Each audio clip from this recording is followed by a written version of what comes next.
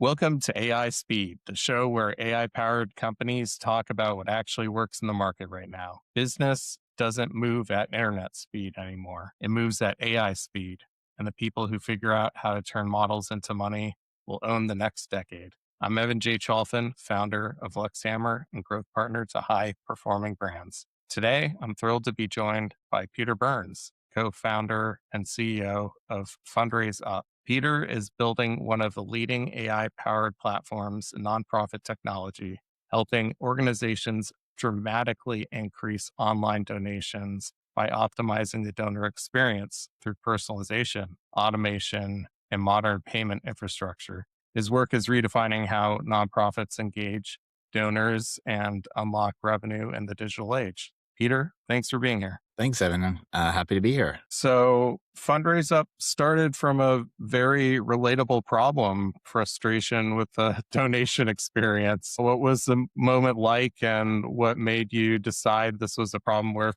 solving at scale?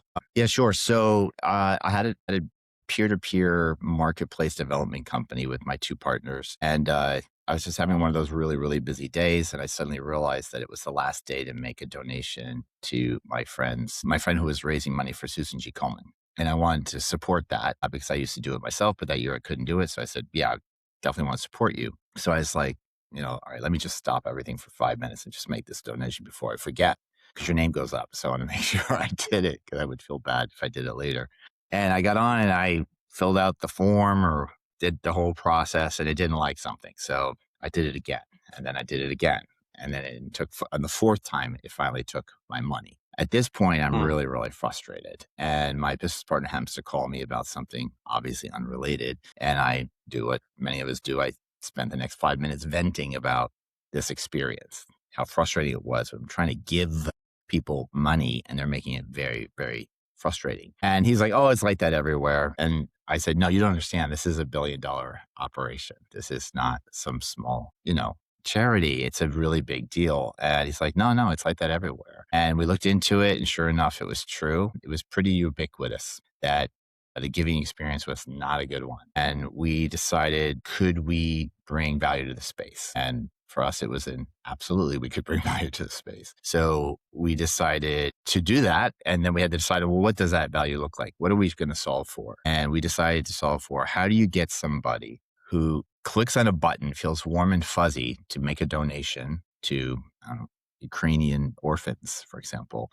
How do you get them to feel as warm and fuzzy at the end of that transaction as they did in the beginning of the transaction, if not more? And that became our sole laser focus. It's like solving for that. And 5 years in, Susan G. Komen became a customer, which is why I now can share their name. They were happy to hear it. Whereas before I would say a very large breast cancer organization. And it's not their fault, because that little piece is really critical. I mean, that's what e-commerce is all about. And if it was that easy, everybody would have solved all of it long ago. It's not easy. The distillation of the experience is what's difficult. And the million varieties of what that looks like makes it really challenging. So that's what we set out to solve. Our whole mission is to unlock the generosity of the world. So the assumption being, or belief, that the world is generous. And I actually know that to be true. It's just that you got to unlock it. You got to allow it to flow. Because even in the last 40 years, if you look at it, giving has only gone up. No matter what happens in the economy, it just has creeped up. I think it's quintessential to being human, is to give back. So that's how we got started. Wow. Yeah, that's amazing. Frustrated donor solving his own problem. Yeah. Well, you found a problem and solved it. Yeah. In a big way. Yeah. So I'm curious, what makes Fundraise Up's approach unique, particularly in how you're bringing e-commerce level optimization and AI into nonprofit fundraising? So I think fundamentally, we're the only ones that I'm aware of in the space that was a donor solving a donor problem, right? We're in fundraisers. We weren't a nonprofit. We're donors solving a donor problem. We came into the industry without all of the weight of how it's always been done.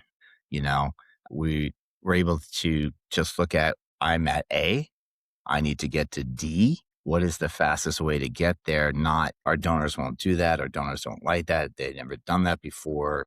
I mean, I remember early days when we first launched and we had Apple Pay, I would say, I would be talking to somebody and they say, well, our donors don't use Apple Pay. I was like, do you offer Apple Pay? And they're like, no. It's like, okay. So like, I think the huge advantage we had walking in was really deeply understanding e-commerce and understanding that donors are the same people that purchase on Amazon and Google and Apple and Netflix. It's the same people, you know.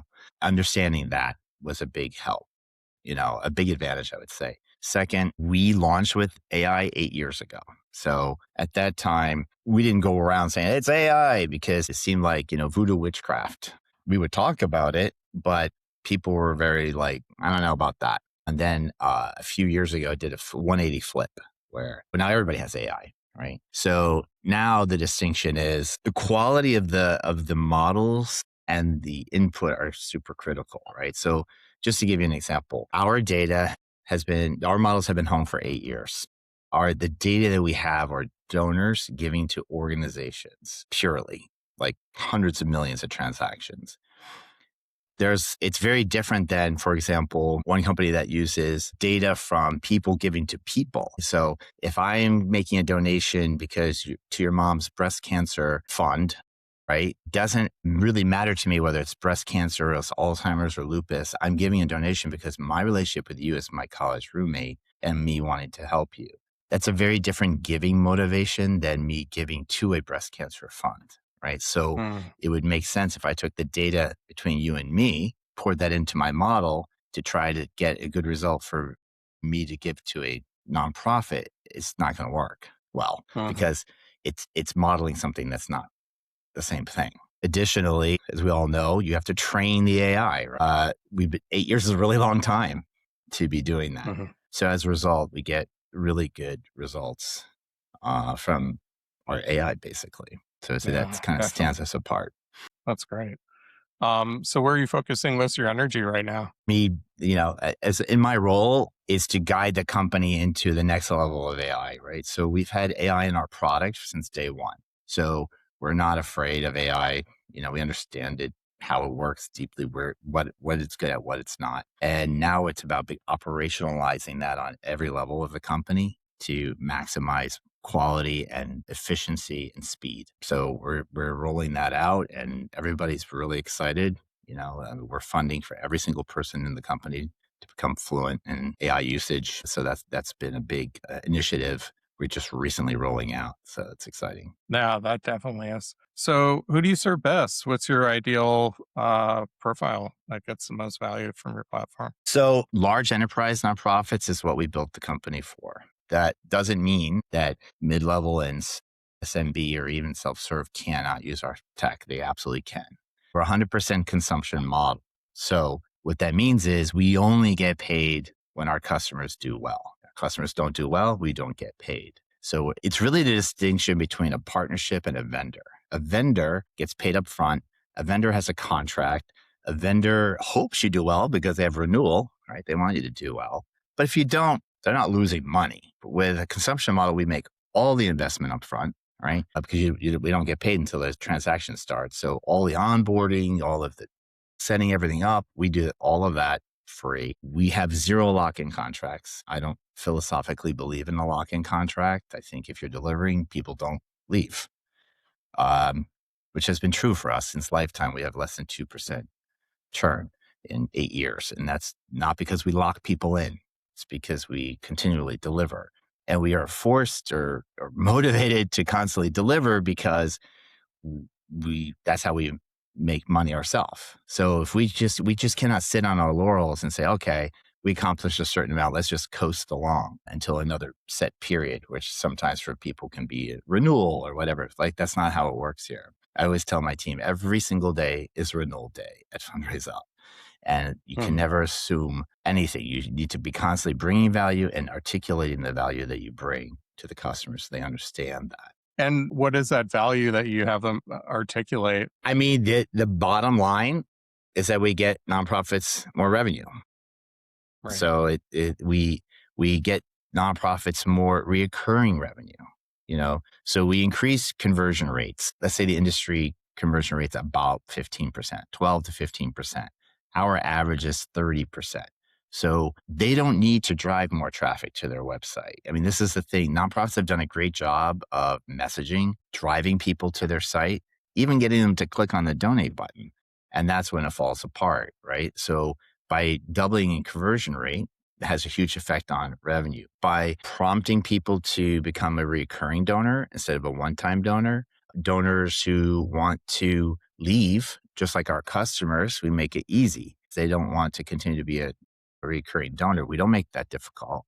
We make it easy because counterintuitively, if you make it easy, people stay. And if they do want to leave, you give them, offer them to skip a few months or lower the amount. Because very few people are just wake up one day and say, you know what? I'm done with UNICEF. I don't want to deal with them anymore. I'm going to kill them some. It's usually not what's happening. What's happening is I don't know what's happening with my job, or I just lost my job. You know, it's more of those kind of things. And if you give people a chance to, let me just start it up at, a few months later, like a crazy number say yes, they go that way. I think it's something 90% or something, some big number. Hmm. So it's all of these kind of upsells, like, hey, would you consider increasing your donation by $5? Never obnoxious or anything like that, just subtle hints and stuff like that. And it really adds up. Yeah, absolutely. So, what's been your biggest challenge growing Fundraise Up this year? Next year? Hiring. I think hiring is always a challenge for every growing company. You're hiring, you are onboarding, you're creating roles that didn't exist before. So it's an exciting problem, but it's still, I say that would be our biggest challenge is hiring the right people. I think we're doing pretty good though. Yeah. Is it just making sure that you find the right people? Yeah. We have a culture of candor, of transparency, of, results oriented culture. So you want to make sure that you're hiring people that are on board for that, that are excited about the mission. At the end of the day, what you do really, really matters here. So, like, what I love to share with my team, we know what the amount of money our customers were making annually when we brought them on as customers. We know what the delta is, what they're making after having us. When we look at that delta, we're looking at an additional $1 billion into the nonprofit ecosystem that were we not here would not exist. It'd be sitting in someone's bank account because it never got optimized to come out, right? Instead, it's actually in the hands of these organizations. So I tell everybody, if you look at that number and you divide it by the number of employees, each of you represent $3 million into the nonprofit ecosystem that wouldn't be there otherwise. And if you take a minute and you think about what situation would you be in order to give away $3 million, right? So it's not that you have $3 million, that you're going to give away $3 million. That means you got a great salary. You probably own a house, maybe two. You obviously have no student loan debt or anything like that. And you have enough money in your bank. You're like, you know what? Let me give away $3 million. So that's like philanthropist kind of, level of giving. And I think that's a big motivator for our team, that they can go to sleep at night and say, yeah, I worked hard today, but, I also made sure that, my actions had, make more elderly a dinner tonight or, kids' books or saved a bunch of animals from being euthanized. Hmm. So I Yeah. feel really, really blessed to be doing this kind of tech in a growing, exciting company and have that be the outcome. Yeah, absolutely. I mean, it's so amazing and rewarding, I'm sure, to do that. Yeah, it really is. And every year we have the company get together and I like to show certain videos from our customers, and it's at those moments you get like verklempt, it's like, oh God, it hits you when you see, like, for example, IRC or UNICEF, they do these beautiful videos about the work that they do. And you show it to the team to remind them that's what you're doing every day. And that it hits you. You're saving kids from sex trafficking, literally. These are the videos we share because it matters. Yeah, absolutely. I mean, it's so important. And what challenges do you face raising awareness about the company and your products and services? I think every company has their marketing challenges. It's how to get out to be heard above all the noise. I think that one of the challenges that we're very into like authenticity. So for us, like it matters how we show up. So we have a bespoke conference twice a year here in Brooklyn, or actually we just did one in London instead. And for us, it's really important that we are bringing value to the space, to the level of people that are running these organizations, and that we have that brand awareness with them, that we're here to like really help them move the needle in their mission. So we'll have very bespoke conferences and dinners and stuff like that that work really well, because for me, there's nothing like getting in front of somebody face to face.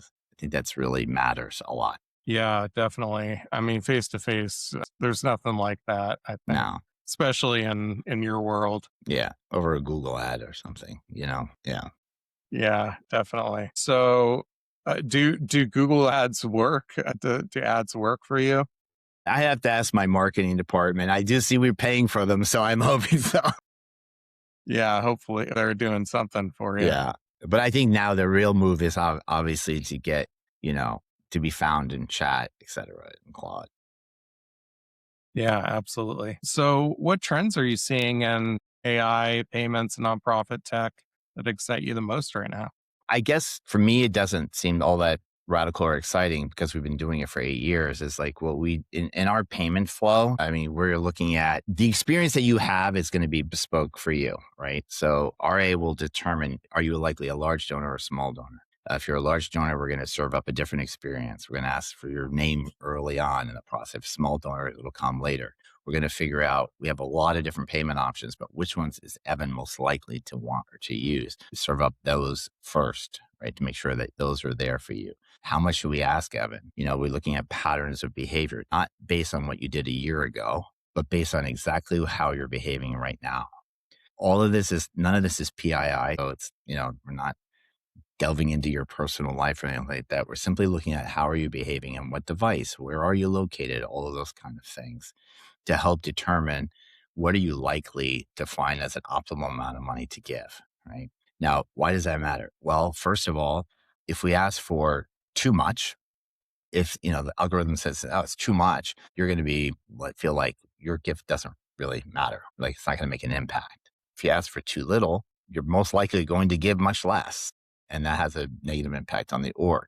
So it's that Goldilocks area that AI is particularly good at finding of what makes Evan feel good about giving and will want to give more. And, as in reoccurring and build that really great relationship with you. And also how to foster that going ahead years in advance, years going forward using AI to help make sure that, the org shows up in the way that makes sense for you and is able to get more money for their mission. Yeah, yeah, that's cool. So, if we were to have this conversation again in 12 months, what would need to happen for you to feel like it was a big win? Yeah, Yeah. Well, in 12 months, I would expect to see us much more visible in Europe, make a big splash in Europe. That would be what I would expect to see in 12 months. Yeah. yeah. Well, that would be We've great. built for international from day one. So we're not retrofitting tech in order to make it work globally. We built it from day one to be multilingual. We're already in 23 languages. It's about payment options and tax compliance and data residency. It's complicated, but it's something we prepped for and prepared for since we launched. So now we're executing on that. That's great. Well, that's it for today's episode of AI Speed. A huge thank you to Peter Byrnes for sharing. Thank you for sharing your invaluable insights into Fundraise Up and helping nonprofits turn better experiences into more revenue and for navigating the future of AI powered fundraising. Well, thank And you, Evan. yeah, absolutely. And if our listeners, if you're building or leading an AI native company or a service-based business that uses AI under the hood and you care about revenue, adoption, and market share, make sure to subscribe to AI Speed. Learn how the best AI operators ship faster, sell smarter, and stay ahead. Thanks for listening. Until next time, keep building, keep selling, and keep moving at AI speed.